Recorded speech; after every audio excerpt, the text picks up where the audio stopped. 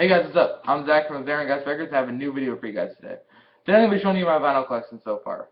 I haven't been able to collect a lot of vinyl since I started a couple of years ago, but I do have quite a few, and especially in the last 2 months I've gotten quite a few records. So I'll start with Pink Floyd's Dark Side of the Moon. This is an amazing record. There's the back of it.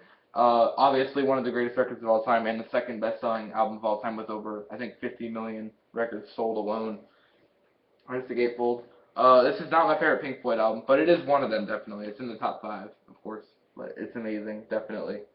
And it comes with posters and everything, but it's a really awesome record. Next we have a newer artist. He's Irish, and he's actually Hozier. I first listened to this album on Spotify, and I fell in love with it, and so did my dad. So I ended up going out and getting the actual vinyl. It's also a gatefold, which is pretty cool, actually, for a debut album. And it's got 2 vinyl. See on the back? There's 4 different sides to it. Very great record, actually, for singer-songwriter. Hozier, really good. Next we have the Beatles' Abbey Road. Of course you gotta own this album. This is one of the most classic rock albums of all time. Definitely in the top 10 of albums of all time. This has like Come Together and Something, and Here Comes the Sun, which are amazing. So I love this record. It plays really smooth too. This is part of the 2011 or 9 remasters, whenever they released the vinyl. Next we have The Who's Tommy, which is one of my newer favorites recently. I've been listening to this album a lot. Also has a gatefold. The Abbey Road didn't have a gatefold, that's why I didn't show it. But yeah, pretty cool. It's got 2 vinyl, obviously, because it's a double album. It's known as a rock opera, written by Pete Townshend, which is pretty cool. And also composed by, of course, the rest of The Who. Next we have an album that's not really a rock album, but it's definitely a classic. Madonna's Like a Virgin. I've actually never really heard this record before. My dad likes it, and so does my mom. So that's why they bought it at the same record store I got the last 2 records. But yeah, pretty cool. Next we have my second favorite album of all time, Pearl Jam's Vitalogy. This is an amazing record. What I think Pearl Jam was at their best creativity-wise. It's a very mournful record, and it's got one of the most amazing pictures of the band. That's the gatefold. Very awesome. It's also on 2 vinyl, 180 gram, and it comes with a book in it too, which is the actual a spin-off of the actual Vitalogy book. And it's cool. It feels like a book, and then you feel the letters here and everything. It's really cool. So that's a great record. Next we have the Beatles' White Album, which is my favorite Beatles album. You might not be able to see, but it's embossed because it's the newer version of it. And it's a stereo way up there. So yeah, this gatefold is actually quite cool. It's also a double album. And then there you go, you got your favorite boys, and then you got the songs right there. So yeah, pretty cool. Really love this record as well. Next we have we actually have 2 Journey records next. We have Journey Departure, which I've only listened to maybe once, but it's got any way you want it. So man. And then just Journey. I think this might either be a greatest hits or it's just Journey. It's got Open the Door and Feeling That Way, so that's pretty cool for all of you. Anyone that likes Journey. Next I have Sgt. Pepper by the Beatles.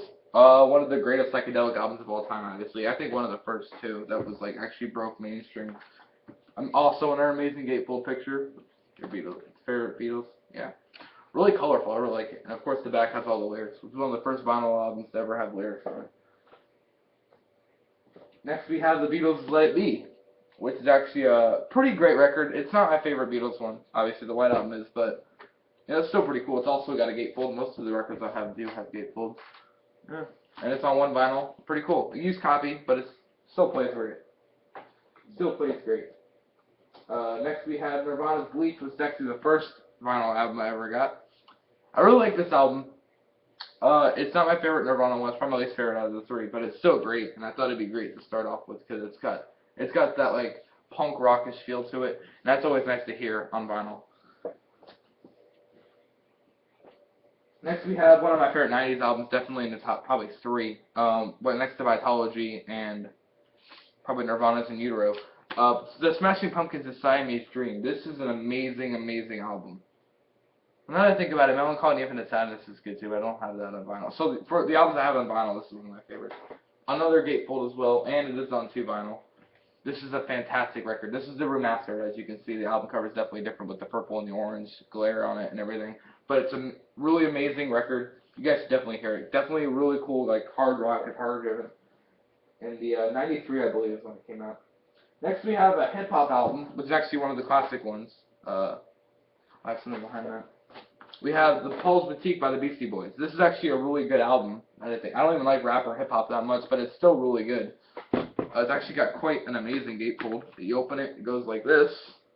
You open it again, and you have a street view of where Paul's Boutique was. You guys can kind of see that. Yeah, really cool. I got that for my dad for his birthday. Next, my sister got a Hot Topic. This is I guess a My Little Pony Magic. My sister got it at Hot Topic. Yeah, it says little Hot Topic thing there. I haven't listened to it. She likes it. I guess it's a soundtrack from the show. So that's cool, I guess. But I don't really count that as part of my collection. This is more of my family's collection. The Beatles Red Album, 1962 to 1966. I got this on eBay. It doesn't, only like one of the sides of the whole, like actually both records plays okay. Yeah. It plays alright. I don't know. I'd like to listen to it more, but it is what it is. I like the later Beatles stuff more anyway. Next I have, actually from Record Store Day, I got this on eBay a few months ago though. It's actually the only 7-inch I own, but it's amazing. The Kings of Leon Wait For Me single, and it comes with Don't Matter Live, which is pretty cool. And it's actually on yellow vinyl. I'll show that to you guys real quick. Like more of like a yellowish gold vinyl. See, pretty cool.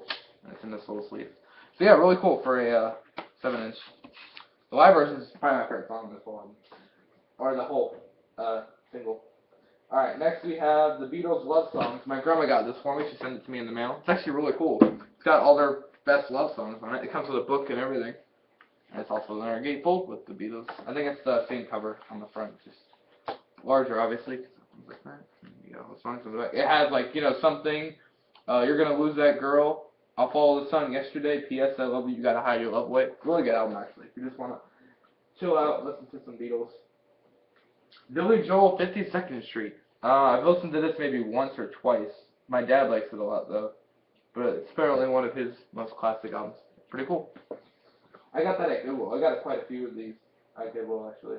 We have Jeff Beck Flash, obviously an amazing guitar player. I've heard this about a couple times. Pretty cool. Alright, and then next we have, I gotta show both of these. This is actually Eddie Vedder from Pearl Jam, his solo debut album. Other than obviously the soundtrack for Into the Wild. It's his ukulele songs album, and it's literally just him and a ukulele, and it's just amazing. The imagery on this album is awesome. I think this is a tree trunk or it's a waterfall. I always think it's a tree trunk when I first open it, but you can even see Eddie Vedder chilling. Yeah, this is an amazing record actually. If you really just want to chill out, like you're at the beach or something, you definitely listen to this. Came with a poster and also this book. If you have a ukulele, you can actually learn the songs, which is great. It was like $20. I got it for Christmas. You can't even get it anymore, like at a retail. So that's really great.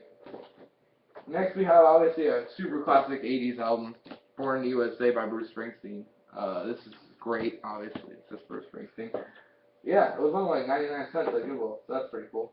Alright, next we have a hip-hop album that I've actually never listened to. Maybe like I heard one song when he was playing it.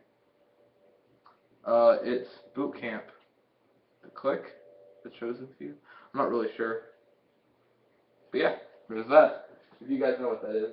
And then finally, it's not even really a record to listen to. I haven't listened to it once. I don't know, like, why. I guess it's good for learning how to play it, but yeah, it's the Beatles. Learn how to play with the Beatles. Or play hits written by the Beatles. My grandma got this for me as well.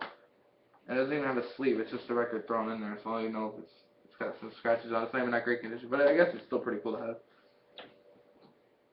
But yeah, that's it for my vinyl collection. Hope you guys enjoyed, and please remember to like and comment. If you want to see more videos, subscribe, and I'll have more coming at you with album reviews, more vinyl collection updates, and all that kind of stuff. See you guys later. Thanks for watching.